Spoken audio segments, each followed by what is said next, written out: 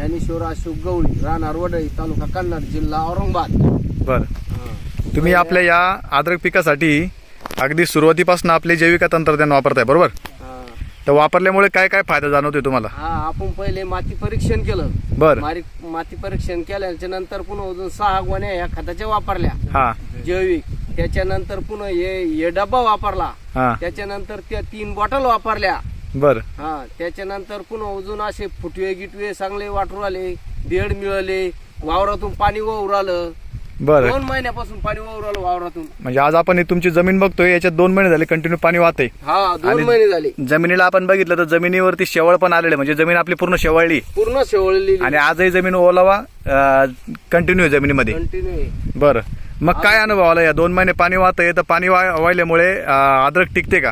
टिकते ना, काहीच नाही झालं नाही. औषधामुळे टिकले आमचे अद्रक. हा, जर म्हणजे इथून माग तुम्ही आता अद्रक किती दिवसांपासून करता ते? तरी 7-8-10 वर्षापासून करतोय. बरं, मग या गेल्या 7-8-10 वर्षांच्या अनुभवांमध्ये आणि चालू वर्षाच्या अनुभवात काय बदल वाटतो तुम्हाला? 7-8-10 वर्ष झाले तर अद्रक म्हणजे काही बी सोडत घेत होती, आता काही सोडून तिला घेऊन राहिली ती. या औषधामुळे येऊ राहिली. बर, आणि तिला झालं जसा पाऊस चालू आहे तसं आऊत बी आणलं नाही, त्याला पाणीच वाहू राहिलं त्याच्यामध्ये. काय करणार दुसरं? बरोबर.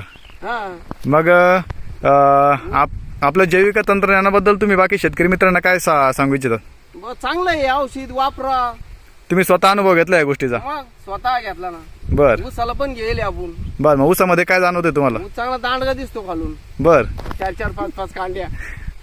जी माहिती दिली त्याबद्दल आपले आभारी आहे, धन्यवाद.